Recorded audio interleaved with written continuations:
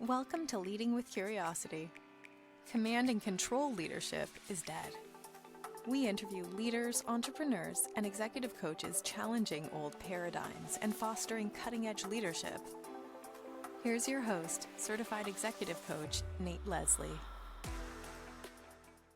What happens when two leadership trainers sit down to talk shop? We hope we're going to give you a masterclass in human connection. I'm Nate Leslie, and today on Leading with Curiosity, I'm talking with Bruce Mayhew. Bruce is the author of The Path of an Inspired Leader, and like me, he spends his days helping leaders build cultures of trust. Bruce's book is like a playbook. It's there when you need it, and we're going to get into that a little bit later. Bruce and I came to this work from really different angles. I grew up in the high-performance world, professional hockey, clearly a team sport. Bruce actually felt very uncomfortable in the team sport environment and preferred individual sports, yet here he is helping teams come together and build trust.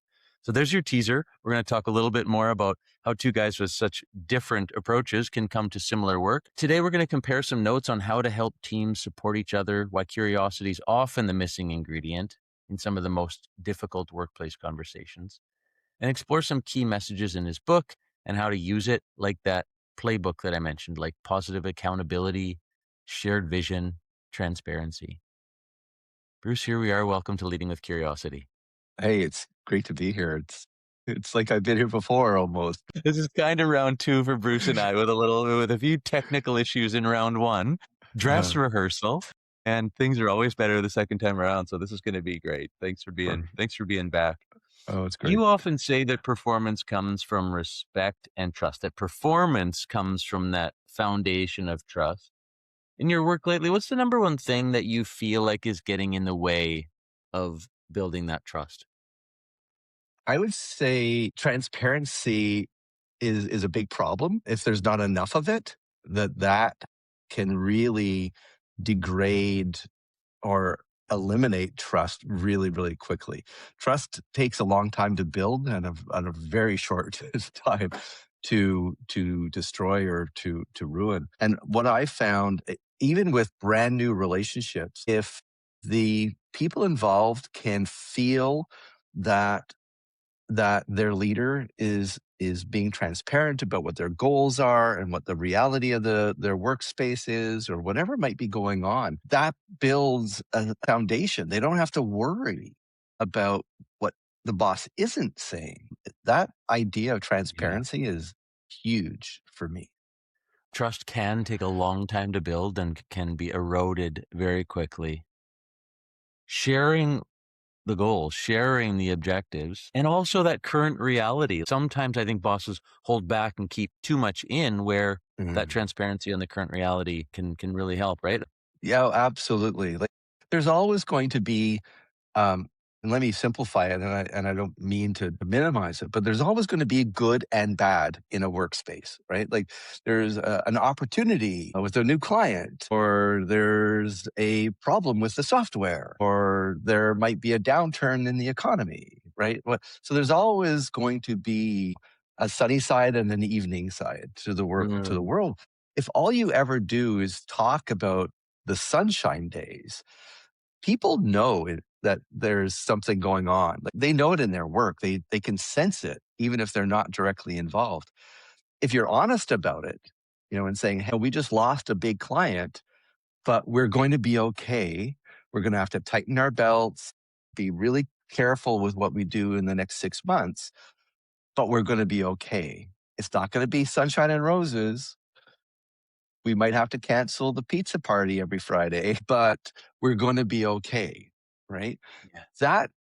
That takes the stress out of people so that they can actually, instead of trying to protect themselves, they can actually focus right in on how are we going to get that next best client, right? And so that they can do their best work because they're not scared.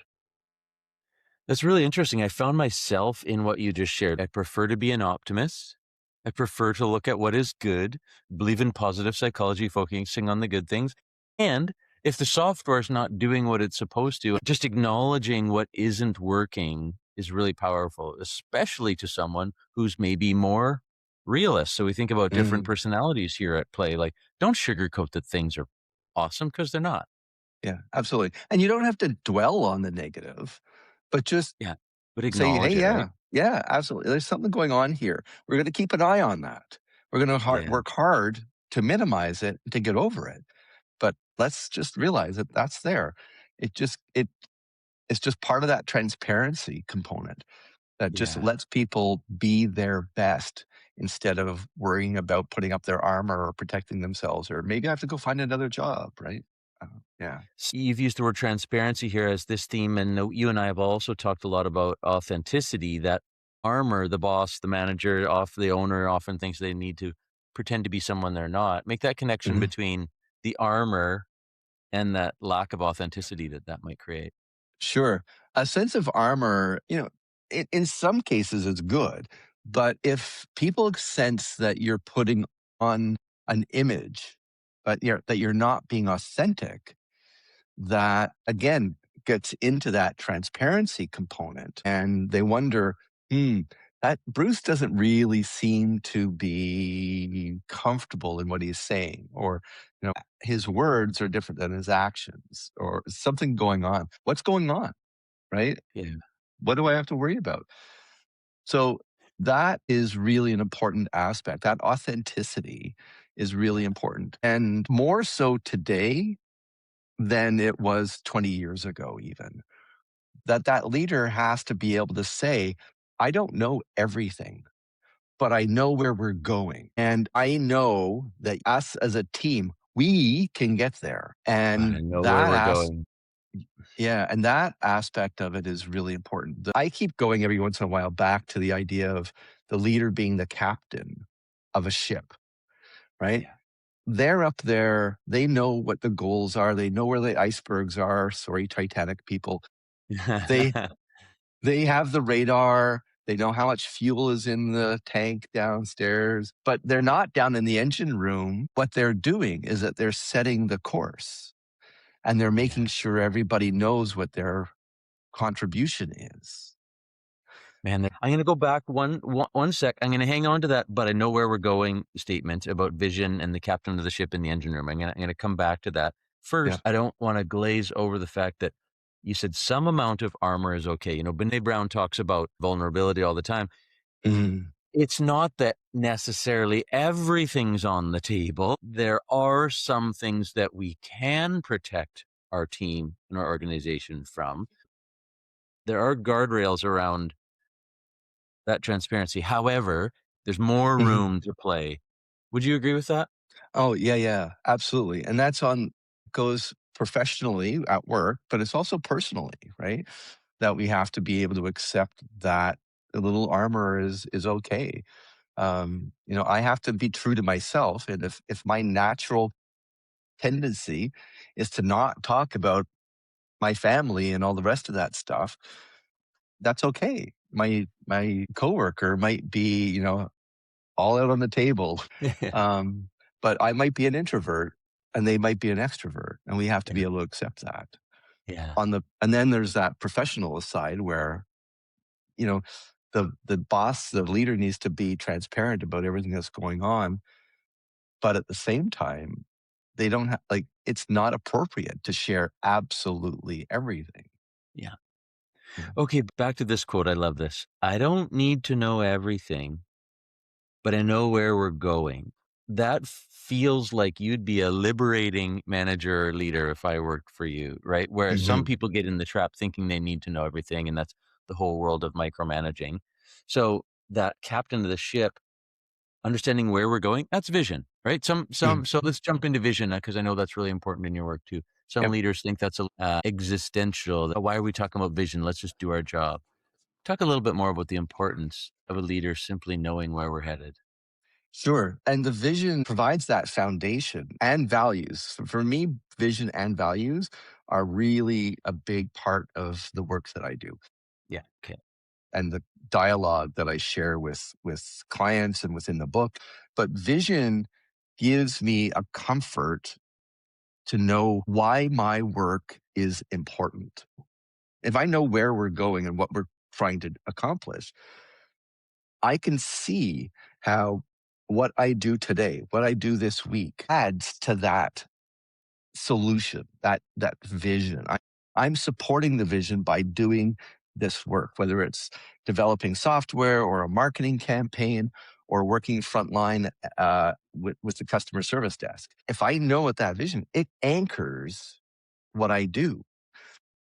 The values then tell me why it's important and how I do it. Yeah. So the values give me the it gives me the personality that I need to bring to that work. Right. While we're doing the work, the way I need to behave.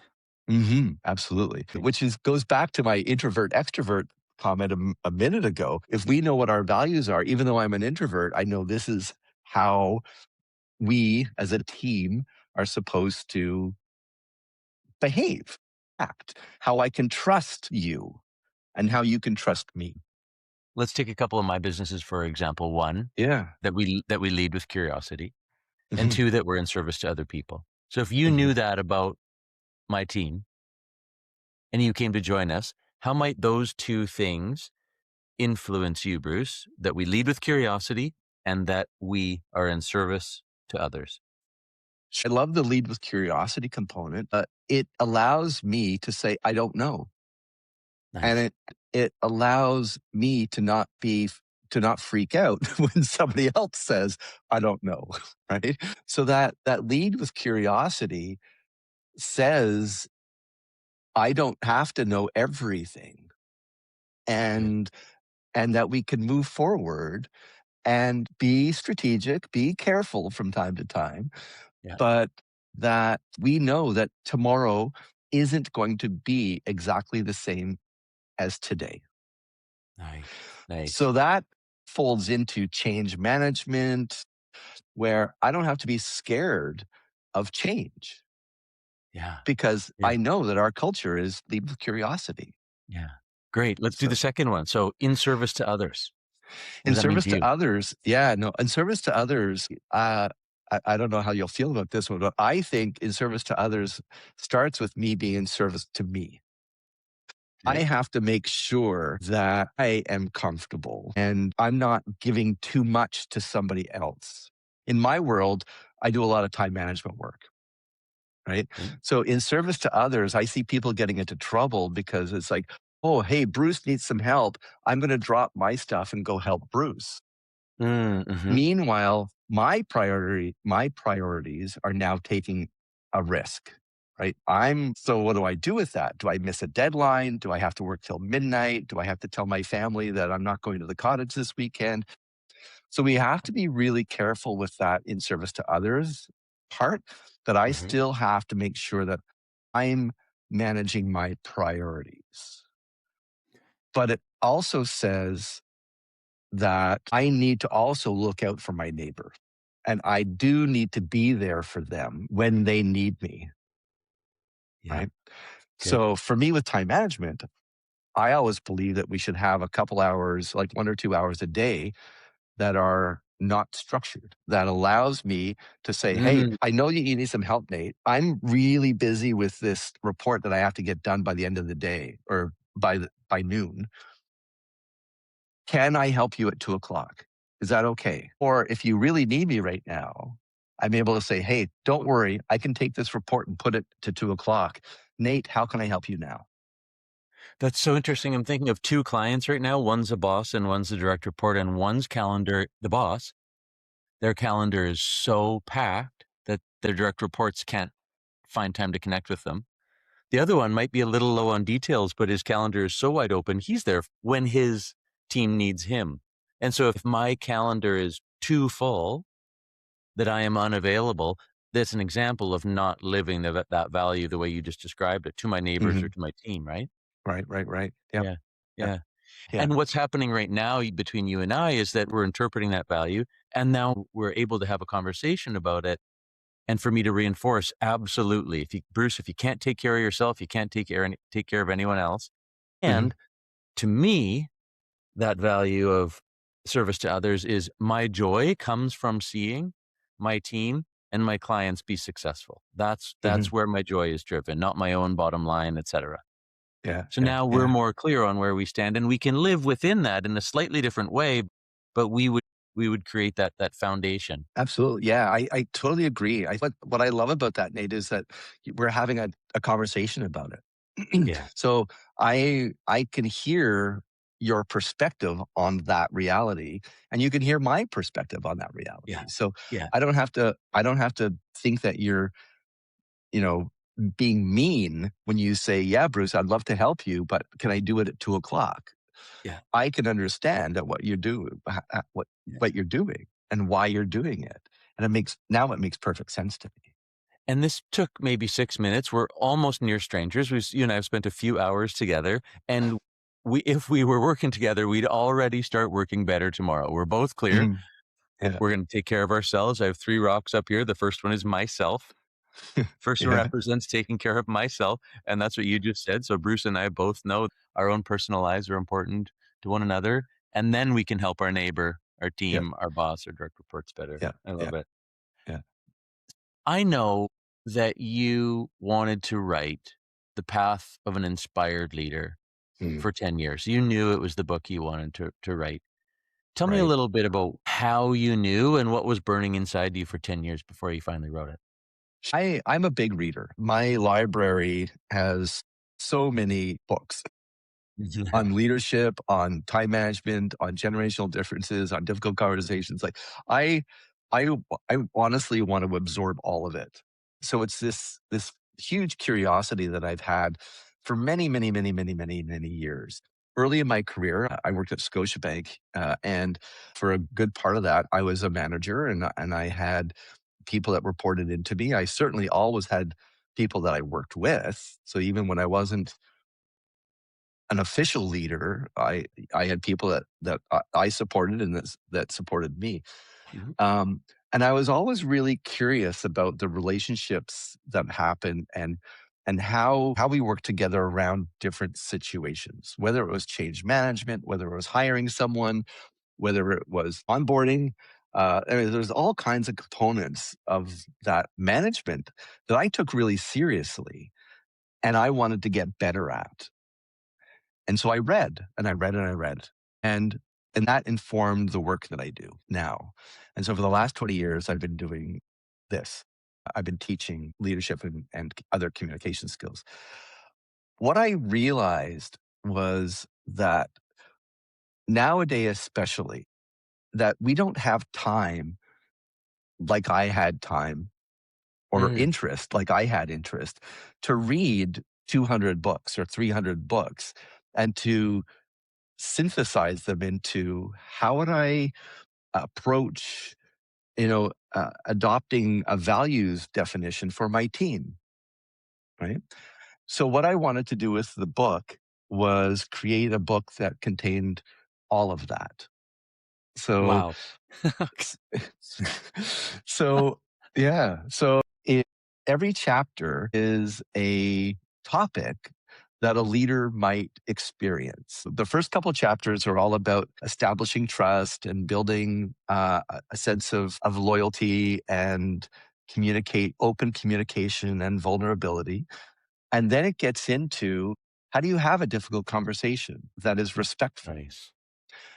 Another chapter is how do you hire someone? So if you're a first time leader and you've never hired anybody, you don't know what you should be doing and shouldn't be doing. Well, I have 8 pages that will take care of that for you. Just close the door for a minute, spend 10 minutes reading that chapter, and you can come out of it with confidence on what to do next. Onboarding, change management, appreciative inquiry.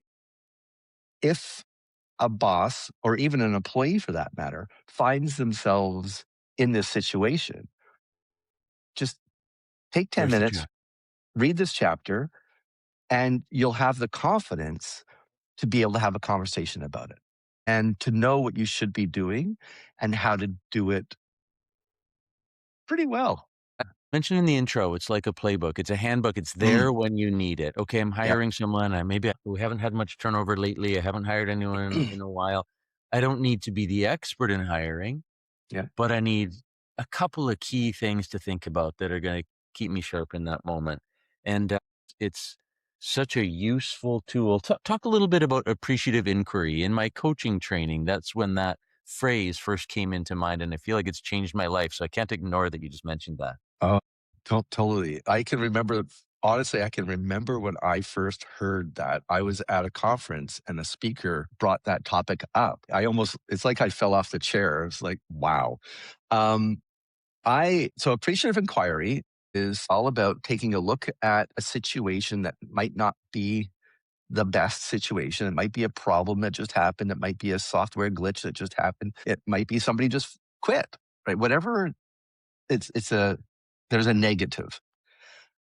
Traditionally, and I will admit to being that person, would sort of sit in a room and explore that problem and why it happened, and I would just drive that problem into the ground. Mm.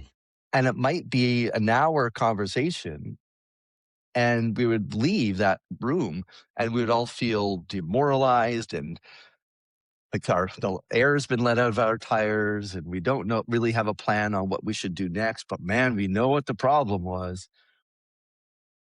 That's where appreciative inquiry turns it on its head. Yeah. Appreciative inquiry might say, hey, yeah, take a look at the problem for 10 minutes. What happened? Now, given that problem, what went right with that situation? So if it's a brand new software that just got launched and then it crashed, what part of the software is working? So let's make sure we protect what's working. Who is the best programmer that we have on our team? Or who is the best programming team that we can assign to that? Great. So let's get that team A, because we have a resource that can fix this thing. Great. So what else do we have to do? Do we need to get marketing? I mean, Bruce is the marketing dude. Let's bring marketing in so he can help us prepare the messaging that needs to go out to our clients. So instead of spending an hour in that boardroom being deflated, we look at it and say, okay, we don't have to fix that. It's this little thing. Team A is on board. Let's get Bruce in. And you're walking out of that meeting with a plan on how to fix things. Yeah. And now everybody feels engaged. Everybody knows what they're supposed to be doing. We can get it up and running really quickly. The programming team feels really energized because they've just been recognized as the A team. So the appreciative component is what's working. What's working? What is good? What is What good is in our current reality? Back to the start of your conversation around transparency, acknowledging that something's broken, something has broke. Okay. Yeah. But where are we at? What is good about where we're at? And how do we move forward or get out of it? It's more Absolutely. it's acknowledging the past and now getting quicker into appreciating inquiry, being curious, asking the Mhm. question, what is Yeah. good? Yeah. And moving Yeah. on. Yeah, absolutely. And I love what you're saying, Nate. Now, instead of spending an hour trying to protect me, right, and trying to Mm-mm. blame you for it, I don't have to worry about blaming anybody. Like, we're not doing that, right? If we're not sitting in that room trying to find who to fire because of that blip, instead of protecting myself and sitting back, I'm going to be all in and making sure that I'm part of the solution. I got to jump in there on that word too. I love picking up words that we both use here, Bruce. So for those listeners or clients listening where we've used the leadership circle profile, universal model of leadership, protecting is a reactive behavior, right? Protecting ego, protecting position, blaming somebody else, can't be my fault, I didn't do this, puts a lot of stress on the system. Appreciative Mm-hmm. inquiry, being curious about what is good, looking at the whole system is more of a systems thinking view, Mm-hmm. which is on the leadership circle, it's northern hemisphere. That's a creative leadership behavior, which unleashes energy on the system rather than the protecting or the defensiveness that is a reactive. Yeah, or one thought on that one. I totally agree with that reacting word. I always try to switch react to respond, Exactly. right? Yes. And that's where it gets into that curiosity. If I have to react, that's where I'm usually protecting myself. If I'm able to respond, it means I allow myself to be curious and to think about what needs to happen. Because reacting is all about defensiveness, it's all about instinct. Yeah. Respond is all about thoughtful, intentional behavior. Responsibility. If as a leader we take responsibility, if we break down that word, response and ability, we acknowledge that we have the ability to choose how we respond. This is a choice, isn't it? I agree, absolutely. And it might be a split second, but Yeah. man, that split second, it can make or break your reputation, right? Yeah, Yeah. exactly. Two more questions and then into where can we find you in your book, Bruce? You've mentioned difficult conversations, which is one of the chapters in your book as well. When a Yeah. leader's heading into that high stakes conversation, what's a question they can ask themselves to get out of that defensive mode and into a more of a curiosity mode? I would ask, what does the other person need to feel safe? Uh, Say more. that that would be one of the big things that would be on my thought list before I walked in there is is what does the other person need to feel safe? The other would be, what are our agreed upon objectives and goals and values? So what is the foundation that you and I are standing on before we even get into that room? And then I would align everything, those two components of what do we know? What do we agree on beforehand? And then what do you need? Because as soon as the other person feels safe, they're able to respond Yeah, and with, protect right? less. And if you're going into that difficult conversation and I feel like I might be at risk, I'm going to get defensive. I'm going to start reacting. It's the work before the conversation begins that you feel is most important. So Mhm. setting that clear expectation and transparency of what we're going to try to achieve in that conversation creates that safer space, right? Yeah, absolutely. Like most people, I have to believe, I know what this is true with me. If I know that I'm going to have a difficult conversation with somebody because of a performance issue, I'm not giving them the raise that they wanted or the promotion that they wanted or whatever that situation might be, I know I wake up at 2 o'clock in the morning and my head just spins for the next 2 hours Yeah. of how's Nate going to react to that? What's Nate going to say? What's Nate going to do? What's Nate going to, and I have that whole conversation in my head.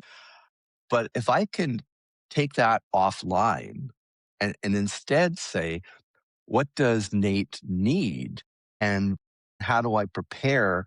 What are our common goals?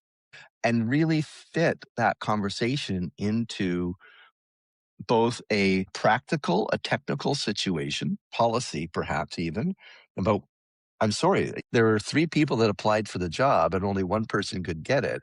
The reality is 2 people didn't get it. But at the same time, knowing that this is going to be disappointing for the other person and being able to appreciate and respect that this is disappointing, and then use appreciative inquiry to turn that around and say, but I want to help you get better and better prepared for the next time that there's an opening. How can we work together to make you better? I would argue these are curiosity and in service to that person, those core values at play in that moment, Yeah. aren't they? Oh, How yeah. can we Yeah. how Yeah. can we learn from this? How can I help you? What do you need? Absolutely. Yeah. So I would say, hey, use that 2 o'clock to 5 o'clock time far more productively. Exactly. I actually, as you were saying it, I pictured, oh, I'm not the only one that happens to. You're playing that conversation in your head, and the hamster Oh, yeah. literally got off the wheel when you shifted it to what does that person need? What does Nate need tomorrow when I meet with them? Hmm. I Yeah. love that. Final question here. If there was one thing a leader could let go of that would create more trust within the team, what could they let go of? Hmm. I would say let go of your ego, let go of your need to to control everything. Hmm. Um, let yeah. Yeah. Yeah. Let yourself be vulnerable. When the captain of the ship thinks they need to be fixing the engine, that's probably when they hit the iceberg. You don't need Yeah. to know everything, right? You have Exactly. engineers in the engine room. Exactly. Exactly. Yeah. Yeah. Like, well, yeah. And if the radar goes down, the captain's not the person that should be fixing it. The captain should be doing a lot of other things, right? Yeah. Yeah, keep your eye Yeah. on the big picture, where the ship is Yeah. headed. Yeah. Yeah. Yeah. Bruce, where can people find you and the path of an inspired leader? The path of an inspired leader is that. So if you're ever looking for it, that's you're looking for green. You can find me at brucemayhew.com. You can find me on LinkedIn as Bruce Mayhew, Mayhew. There's a um, there's a dentist in the UK, and then there's me. I want to talk to you, not the dentist. Exactly. Yeah. So yeah, those are the two best places to get in touch with me. You can get the book. You can get it through my website. There's a book page there. Depending on where you are, and Amazon, Indigo, Barnes and Noble are all great places to get the book. We're also going to put a link in the show notes directly to you and the book, Bruce. Thank you so Perfect. much for your time and your patience and getting through our dress rehearsal into our final performance here. Appreciate it. Thanks for listening to Leading with Curiosity. Please share, follow, and rate the show so that other leaders can make positive change in the world. Connect with Nate at nateleslie.ca. And remember, the brain behaves very differently when encouraged to think rather than told to listen.